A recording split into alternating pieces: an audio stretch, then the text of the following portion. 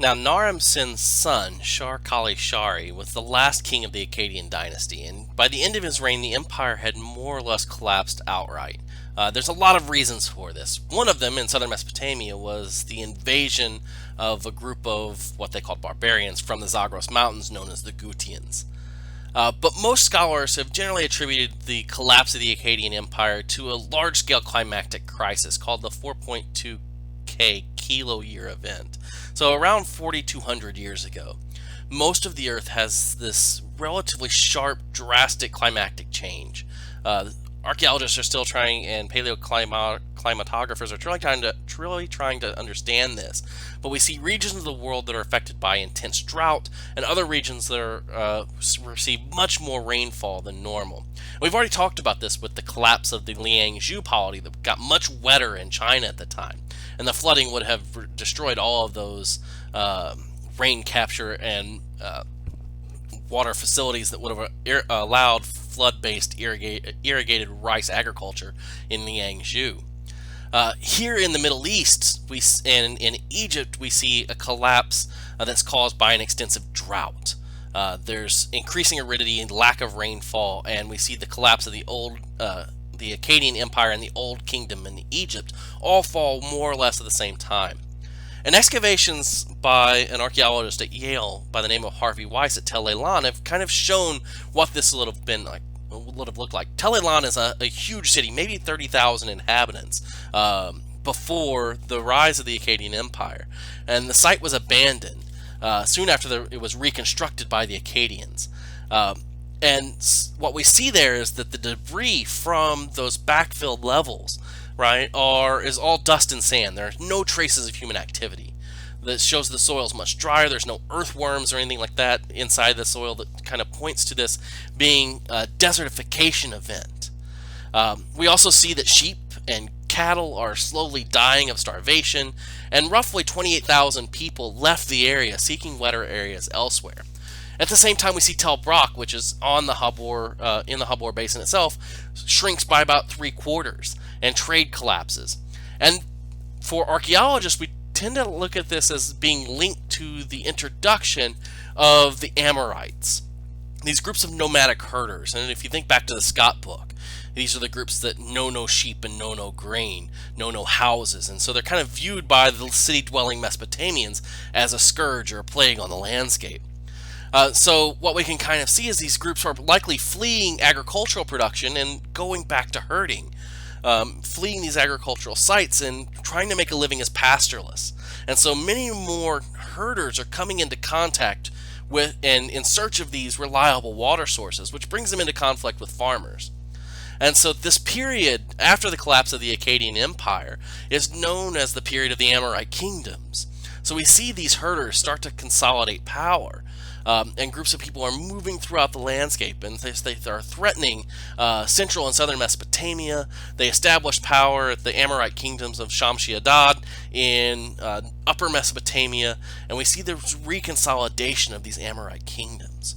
And so we see from written texts, the Amorites are threats to the Egyptian dynasties, they're threats to the Akkadian and Sumerian dynasties. So these groups of people after the collapse of the Akkadian Empire are kind of consolidating power. And so this leads us into the next period, the next big empire of Upper Mesopotamia. And that's the Babylonian Empire. The city itself is likely founded in its current location by Sargon of Akkad, but by 1900 it had become a small Amorite kingdom. For most of the next 200 years or so, it maintains its status as a regional power.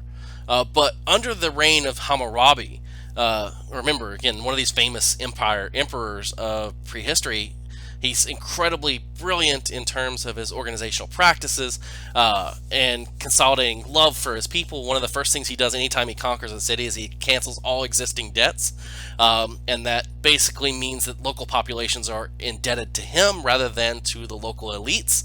And that kind of spurs goodwill amongst the population. And this is something we see quite often when kings are in trouble. What they do is erase debts in Mesopotamian society. He conquered Sumer into the south. He basically then turned his sights on the Elamite kings of Susa and began conquering neighboring city-states, including Assyria.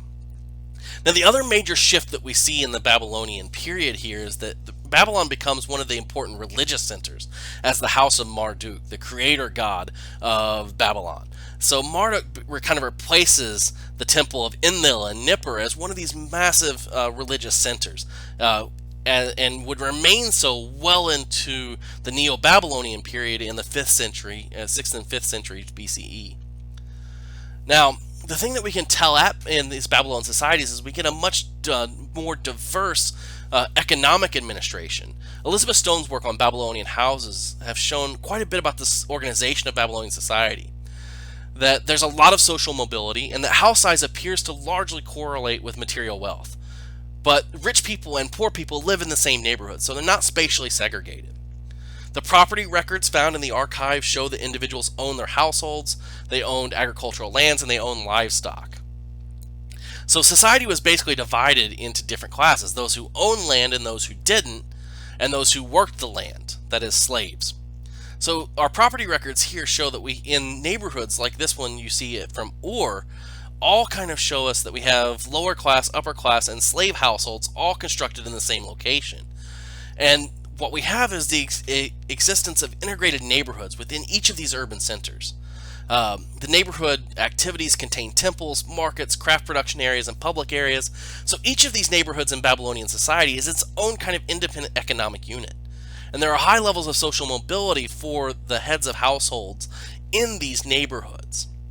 And so Babylonian cities are kind of created in these ranked hierarchies of neighborhoods. And these neighborhoods are then competing for power and prestige in the local regional administrations. And the regional administrators are kind of trying to catch the attention of the governors, and the governors are trying to catch the attention of the king.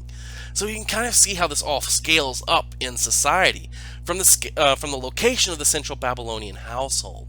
And it's increased emphasis here on a much more material, economically based system than the strict temple economies of earlier dynastic Mesopotamia.